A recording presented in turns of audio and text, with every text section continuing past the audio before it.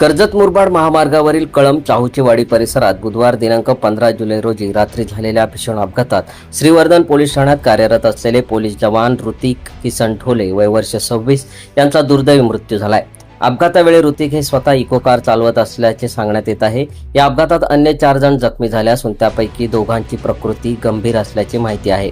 मिळालेल्या माहितीनुसार ऋतिक ढोले आपल्या 4 मित्रांसह इको कारमधून कळंब येथून चाहुचेवाडी येथील आपल्या घरी निघाले होते। रात्रीच्या सुमारास गावाजवळील धोकादायक वळणावर कारवरील त्यांचा ताबा सुटल्याने वाहन भरधाव वेगात रस्त्याच्या कडेला असलेल्या लोखंडी संरक्षक रेलिंगवर जाऊन जोरात आदळले।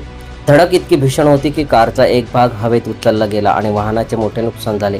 अपघाताची माहिती मिळताच नेरळ पोलीस ठाण्याच्या हद्दीतील कळंब पोलीस चौकीचे अधिकारी आणि कर्मचारी तातडीने घटनास्थळी दाखल झाले। ग्रामस्थांच्या मदतीने सर्व जखमींना बाहेर काढून भिवपूर येथील रुग्णालयात दाखल करण्यात आले। मात्र गंभीर जखमी झालेल्या ऋतिक ढोले यांना रुग्णालयात दाखल करण्यापूर्वीच डॉक्टरांनी मृत घोषित केले। अन्य 4 जखमींपैकी दोघांना किरकोळ दुखापत झाली असून दोघांची प्रकृती गंभीर आहे। त्यापैकी एका जखमीला पुढील उपचारासाठी एमजीएम रुग्णालय पनवेल येथे हलवण्यात आले आहे। ऋतिक ढोले हे सुमारे 2 वर्षापूर्वी वडिलांच्या निधनानंतर अनुकंपा तत्वावर महाराष्ट्र पोलीस दलात दाखल झाले होते।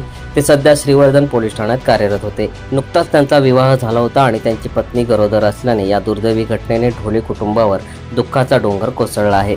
एका तरुण पोलीस जवानाचा अशा दुर्दैवी अपघातात मृत्यू झाल्याने पोलीस दलासह संपूर्ण परिसरात हळहळ व्यक्त होत आहे।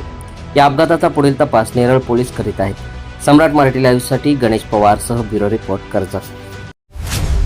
तुम्ही पाहत आहात सम्राट मराठी लाईव्ह।